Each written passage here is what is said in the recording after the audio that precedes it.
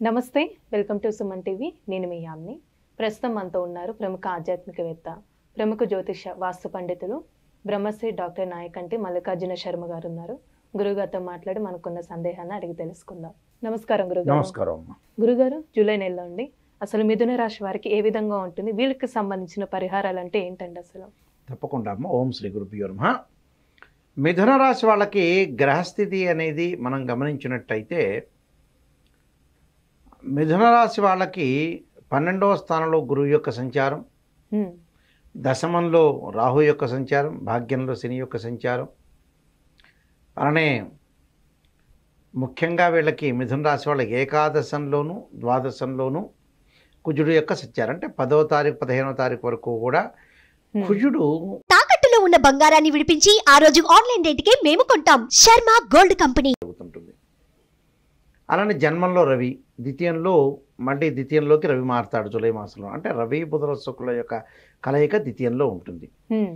ఇక్కడ 2వ స్థానంలో బుధుడి యొక్క సంచారం వల్ల వ్యాపార పరంగా అనుకూలమైన ప్రయత్నాలు సఫలీకృతం అవుతాయి. అంటే షేర్ మార్కెట్ కానీ, ట్రేడ్ బిజినెస్ కానీ, ఇలాంటి వాటిలో అనుకూలమైన పరిస్థితులు బాగా ఎక్కువ ఉంటుంది. అంటే ధైర్యం ఎక్కువగా పెరుగుతుంది.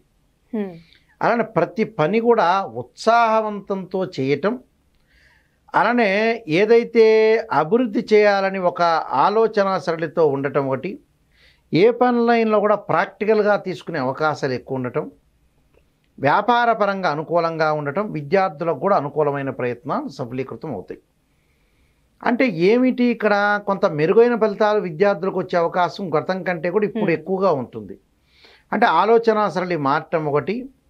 అలానే ఇక్కడ ఆలోచన సరళితో పాటు ఈ రాశి వాళ్ళకు ముఖ్యంగా ఆరోగ్యపరంగా ఇబ్బందులు లేకుండా ఉండే అవకాశం ఉంది.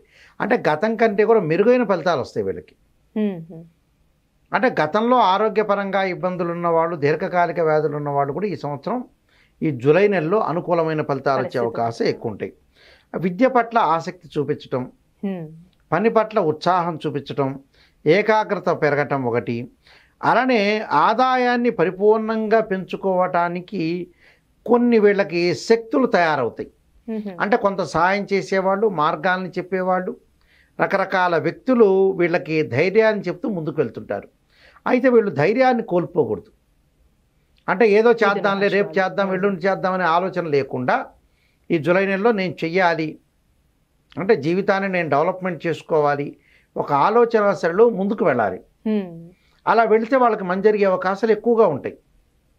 దానితో పాటు వచ్చేటప్పటికల్లా అధికంగా దీర్ఘకాలిక వ్యాధులు ఉన్న వ్యక్తులకు కూడా అది వరకటి కంటే కూడా వాళ్ళకి ప్రాబ్లమ్స్ తగ్గే అవకాశాలు ఎక్కువ ఉంటాయి. నూతన వ్యాపారాలు ప్రారంభం చేయొచ్చు, కానీ మితంగా పెట్టుబడి పెట్టాలి. అంటే మితంగా ఏది పెట్టుబడి పెట్టాలో అది పెట్టుబడి పెట్టాలి. అంటే కొన్ని ఇబ్బందికరమైన పరిస్థితులు రాకుండా ఉండటానికి కొన్ని ప్రయత్నాలు చేసుకుని ముందుకు వెళ్ళాలి. అంటే ఇప్పుడు వాహనాలు అలాంటి వాహనాలు కొనుగోలు చేసి ఉద్యోగస్తులకు కూడా ప్రమోషన్లు వచ్చే అవకాశం అనేది కొద్దిగా ఉంది. అయితే స్థానచలనం జరుగుతుంది, కానీ జీతం పెరిగే అవకాశాలు లేవు వీళ్ళకి. జూలై నెలలో వివాహ ప్రయత్నాలు చేసుకునే వాళ్ళకి 2-3 సంబంధాలు తప్పిపోయి మిగతా సంబంధాలు కలిసే అవకాశాలు ఎక్కువగా ఉంటాయి.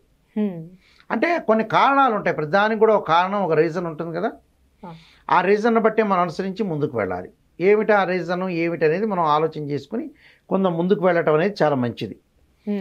అలాంటి వాటిల్లో ప్రత్యేకంగా చెప్పదలుచుకుంటే, ఇక్కడ ఉద్యోగ ప్రయత్నాలు సఫలీకృతమైతే ఆర్థిక పరంగా ఆదాయం పెరుగుతుంది, భాగస్వామ్య వ్యాపారం బాగుంటుంది, కలిసి వచ్చే అవకాశాలు ఎక్కువ ఉంటాయి, బంగారు ఆభరణాలు, దుస్తులు కొనుగోలు చేయడం జరిగే అవకాశాలు ఎక్కువ ఉంటాయి. కోర్టు సమస్యలు కూడా వీళ్ళకి పరిష్కారం జరిగే అవకాశాలు ఎక్కువ ఉంటాయి. అయితే ఇక్కడ ఏమిటి అని అంటే, వీళ్ళకి కొంత ఆదాయం అనేది బాగా పెరుగుతున్నా ఆదాయం అంటే కనపడకుండా ఖర్చు అవుతుంది. అంటే ఆదాయం పెరుగుతుంది కానీ ఏదో రకమైన ఖర్చు వస్తుంది. అంటే నేను ఏం ఖర్చు చేయాలి, ఏం ఖర్చు చేస్తున్నా, ఆ ఖర్చులో కూడా నేను ఎలాంటి ఖర్చు చేయగలుగుతున్నా, తొందరగా డబ్బులు అయిపోతుందని ఒక ఆలోచన అయితే వాళ్ళకి మార్గం ఉంటుంది. అంటే ఏం చేయాలని ఒక ఆలోచన అయితే కలుగుతుంటుంది. అప్పుడు తొందరగా డబ్బులు ఖర్చు అవుతున్నా, నేనేం చేయాలని. అలా అవసరం లేదు, దానికి కొన్ని పరిహారాలు చేసుకొని ముందుకు వెళ్ళొచ్చు, ఎలాంటి ఇబ్బందికరమైన వాతావరణం లేదు. కానీ బట్ డబ్బులు అలా ఖర్చు అవుతున్నా వాళ్ళకి అర్థం కాదు. అంటే ఖర్చు అనేది ఎక్కువ ఉంటుంది. అంటే ఖర్చు తెలియని ఖర్చు వస్తుంది వాళ్ళకి, తెలియంది. అంటే కొంతమందికి ఏమవుతుందంటే డబ్బులు వస్తూ ఉంటుంది, ఖర్చు ఎక్కడికి వెళ్ళిందో తెలియదు, కానీ సాధారణంగా తెలుస్తుంది నిజం చెప్పాలంటే. న్యాచురల్గా అయితే ఖర్చు మనం పెడితేనే ఖర్చు అయిపోతుందిగా. అవును. అంటే తెలియకుండా ఖర్చులు అయిపోయి ఒక అకౌంట్ అనేది రాసుకోకుండా ఖర్చు అయ్యే అవకాశాలు ఎక్కువ ఉంటాయి. అంటే వీళ్ళకి సంబంధించిన పరిహారాలు అంటూ ఏంటండి అసలు? వీళ్ళు కుబేర మంత్రాన్ని చదవటం ఒకటి, గురువు యొక్క ఆరాధన ఒకటి. అంటే ఓం యక్షాయ కుబేరాయ విశ్రణాయ ధనధాన్యాధిపతి ధనం ధాన్యం సమృద్ధిమే దేహిమే దాపైస్వామి మంత్రాన్ని, అలానే గురువు అంటే దత్తాత్రేయ స్వామి యొక్క పాలనం చేయటం ఒకటి, దేవానాంచ ఋషీనాంచ గురుకాంచన సన్నిభం బుద్ధిమతం త్రిలోకేశం తమ నమామి బృహస్పతి అనే మంత్రాన్ని చక్కగా చదువుకుంటే చాలు, పరిహారంగా మంచి జరిగే అవకాశం ఖచ్చితంగా ఉంటుంది. కాబట్టి వీళ్ళకి ఏమి ఇబ్బందికరమైన వాతావరణం ఏమీ లేదు. అంతగా కొద్దిగా వాళ్ళు చేయాల్సిన పనులు వాళ్ళు చేసుకొని ముందుకు వెళ్తే సరిపోతుంది. ఏమి ఇబ్బందికరమైన వాతావరణం అనేది వాళ్ళకు వచ్చే అవకాశం. ఆర్థిక పరంగా మటుకు అధికంగా ఖర్చు పెట్టుకోకుండా కొంత పొదుపుగా మాటను కూడా మితంగా చేసుకొని ముందుకెళ్తే సక్సెస్ అయ్యే అవకాశం ఖచ్చితంగా ఉంటుంది. మంచి పరిహారం తెలియజేశారండి. ధన్యవాదాలు. నమస్కారం.